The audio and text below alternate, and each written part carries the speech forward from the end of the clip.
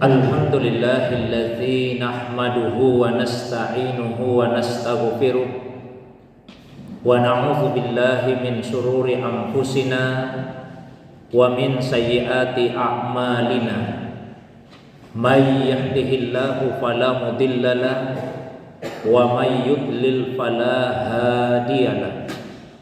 Asyhadu an la ilaha illallah wahdahu la syarikalah wa ashhadu anna Muhammadan abduhu wa rasuluhu la nabiyya ba'dah.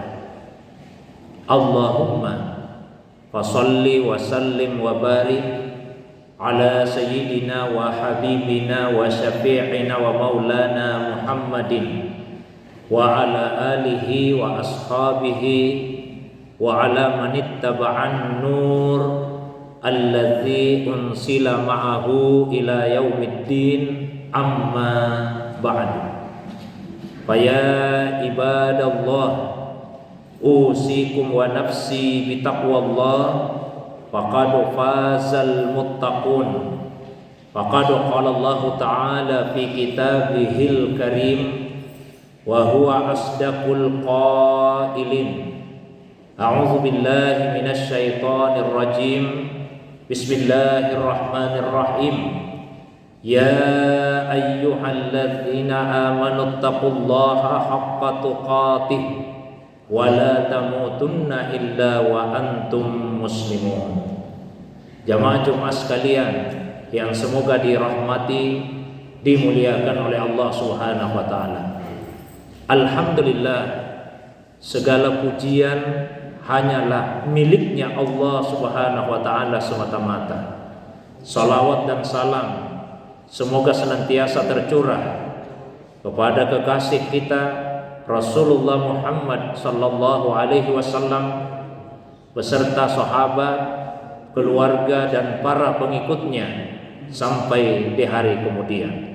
Selanjutnya selaku khatib, tidak lupa saya berpesan kepada diri saya dan kepada jamaah sekalian, marilah kita senantiasa meningkatkan ketakwaan kita kepada Allah Subhanahu wa taala dengan cara melaksanakan apa yang diperintahkan sesuai dengan kemampuan kita dan menjauhi segala larangan-larangannya. Jamaah Jumat sekalian yang semoga dirahmati, dimuliakan oleh Allah Subhanahu wa taala. Tingkatan yang paling tinggi yang bisa diraih oleh seorang manusia apabila ia telah mampu menjadikan dirinya sebagai hamba Allah Subhanahu wa taala. Hamba Allah dalam bahasa Arab dinamakan dengan Abdullah. Bentuk jamaknya ibadullah. Kadang juga disebut dengan abidullah. Kata ibad dan kata abid dua-duanya digunakan di dalam Al-Qur'an. Para ulama kita menjelaskan perbedaan antara kata abid dengan kata ibad. Kata abid sifatnya umum, digunakan untuk semua hamba Allah Subhanahu wa taala, untuk semua manusia, baik yang beriman ataupun yang kafir, baik yang ahli maksiat ataupun yang taat. Beda dengan kata ibad yang digunakan khusus untuk hamba-hamba Allah Subhanahu wa taala yang beriman dan yang taat saja. Ataupun jika misalnya melakukan perbuatan dosa, masih sangat diharapkan untuk bertaubat kepada Allah Subhanahu wa taala. Itulah sebabnya setiap kali kata ibad digunakan di dalam Al-Qur'an, maka konotasinya selalu positif. Nah, bulan Ramadan ini adalah momentum yang sangat tepat untuk menjadikan diri kita sebagai ibad, sebagai hamba-hamba pilihan Allah Subhanahu wa taala. Sifat-sifat apa yang seyogianya kita miliki untuk menjadi ibad, untuk menjadi hamba-hamba pilihan, hamba-hamba kekasih Allah Subhanahu wa taala tersebut? Di antaranya diuraikan di dalam Al-Qur'an pada surah Ali Imran ayat 16 dan ayat 17. Sebelumnya itu, di penghujung ayat 15, Allah Subhanahu wa taala berfirman, "Wallahu basirum bil ibad."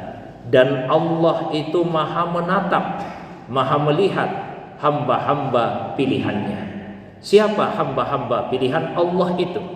Allah kemudian merinci pada 2 ayat setelahnya, ayat 16 dan ayat 17. Hamba-hamba pilihan Allah adalah allazina yaquluna rabbana innana amanna faghfir lana dzunubana wa qina azabannar as-sabirina was-sadiqina wal qanitina wal mumfikina wal mustaghfirina bil ashar.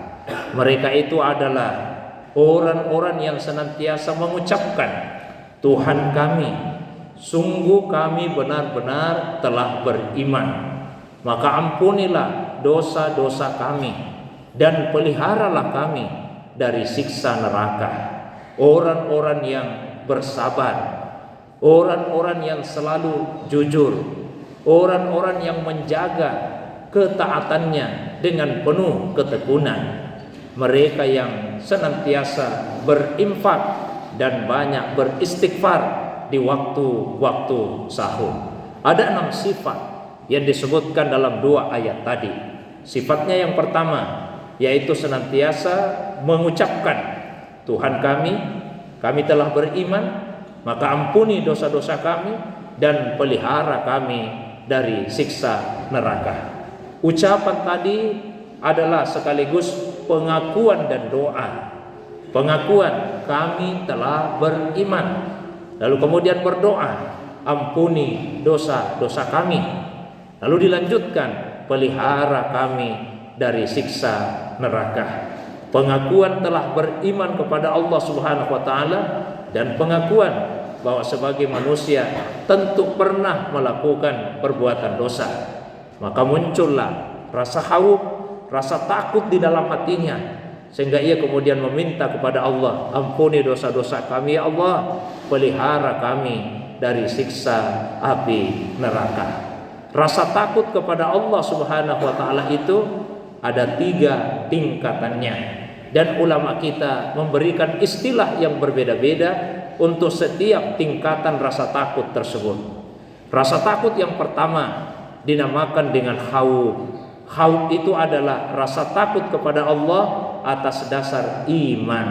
Jadi siapa yang beriman kepada Allah, pasti di dalam hatinya ada rasa takut kepada Allah. Rasa takut yang kedua disebut dengan khasyah. Khasyah itu adalah rasa takut kepada Allah atas dasar iman dan ilmu. Bukan hanya sebatas karena punya iman, tapi juga karena punya ilmu. Semestinya semakin bertambah ilmu, semakin bertambah pula rasa takut kepada Allah Subhanahu wa taala. Dan rasa takut yang ketiga dinamakan dengan haibah. Haibah itu adalah rasa takut kepada Allah atas dasar iman, ilmu, dan ma'rifah. Semakin seseorang itu mengenal Allah, mestinya dia semakin takut pula kepada Allah Subhanahu wa taala. Ini ciri pertama dari hamba-hamba pilihan Allah Subhanahu wa taala. Jamaah Jumat sekalian yang semoga dirahmati, dimuliakan oleh Allah Subhanahu wa taala. Cirinya yang kedua, as-sabirin. Mereka yang benar-benar bersabar. Sabar ada 3 dimensinya. Yang pertama, sabar melaksanakan ketaatan kepada Allah. Karena ketaatan itu biasanya didatangi oleh kejenuhan dan kebosanan. Maka rasa jenuh dan kebosanan tersebut perlu dilawan dengan kesabaran. Kesabaran dalam ketaatan itu juga yang dinamakan dengan istiqamah. Dan istiqamah adalah sesuatu yang sangat berat. Begitu beratnya istiqamah sehingga ayat Al-Quran yang paling berat dirasakan oleh Nabi SAW adalah ayat 112 pada surah Hud. Karena di dalam ayat tersebut Allah memerintahkan kepada Nabi SAW, fastaqim kama umirta. maka istiqamalah engkau ya Muhammad, Allahumma salli sallim alaihi, sebagaimana engkau telah diperintahkan. Kemudian sabar yang kedua yaitu sabar menjauhi kemaksiatan.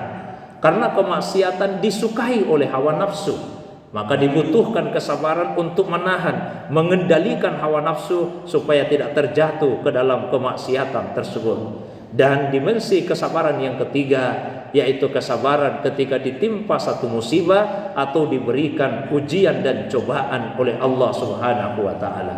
Jamaah Jumat yang dimuliakan oleh Allah Subhanahu wa taala. Ciri ketiga dari hamba pilihan Allah yaitu as-shadiqin, mereka yang senantiasa jujur. Kejujuran adalah pintu gerbang dari semua kebaikan, sebagaimana kebohongan adalah pintu gerbang dari semua perbuatan dosa. Karena itu Nabi mengingatkan, alaikum bisidqi fa innas sidqa yahdi ilal bir wa innal birra yahdi ilal jannah. Hendaklah kalian jujur, karena kejujuran itulah yang akan mengantarkanmu kepada kebaikan, dan kebaikan itulah yang akan membawamu masuk surga. Dan di sisi lain Nabi mengingatkan, iyyakum wal kazib, jauhi dusta.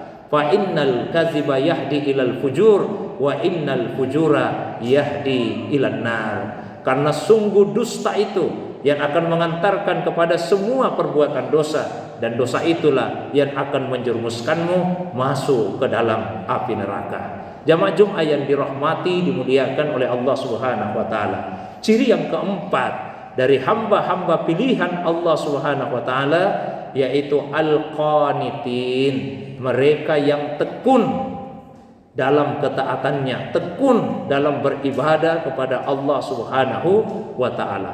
Lalu ciri yang kelima yaitu al-mumfikin, mereka yang banyak berinfak. Biasanya kalau kata infak digunakan di dalam Al-Quran, maka maknanya lebih khusus dibandingkan dengan kata sedekah.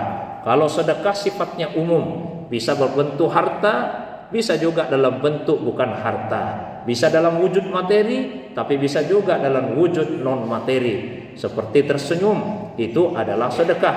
Menyuruh kepada kebaikan, itu adalah sedekah. Mencegah dari keburukan, itu juga adalah sedekah. Tapi begitu kata infak yang digunakan, maka biasanya spesifik yang dimaksud adalah menginfakkan harta benda kita di jalan Allah Subhanahu wa taala.